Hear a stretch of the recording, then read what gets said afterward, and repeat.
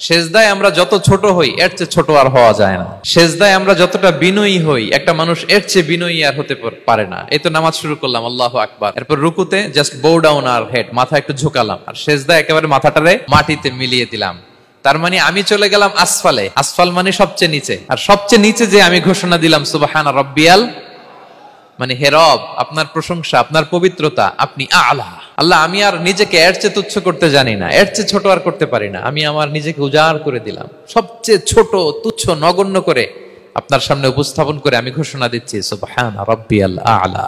পবিত্রতা সেই রবের যিনি আলা, সর্বোচ্চে। সুবহানাল্লাহ পড়েন। তাহলে সিগনিফিকেন্সটা বুঝতে পারছেন কেন বিষ্ণু ইসলাম এটা পড়তেন সুবহান রাব্বিয়াল আলা? কারণ আমি থাকি সবচেয়ে আসফালে, নিচে, আর তখন আমি ঘোষণা দেই glory be to Allah the most high, the most high, the most high আলা।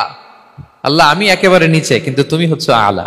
মজার ব্যাপার হচ্ছে সেজদায় আপনি যত নিচেই থাকেন না কেন, মাথা নাক নিচু করে ফিসফিস করে যাই বলেন না কেন, এটা মুহূর্তে আল্লাহর আরশে চলে যায়।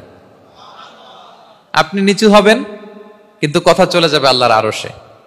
এজন্য বিষ্ণু ইসলাম বলতেন মান তাওয়াদা তারাফা, যে নিচু হয় আল্লাহ তারে টেনে উপরে উঠায়। আপনি সেজদা দাও মানে কি? নিচু হওয়া, ছোট হওয়া। তো বিষ্ণু ইসলাম বলেছেন বেশি বেশি সেজদা দাও, তাহলে আপনার মর্যাদা সম্মান বাড়াই দিবে কে?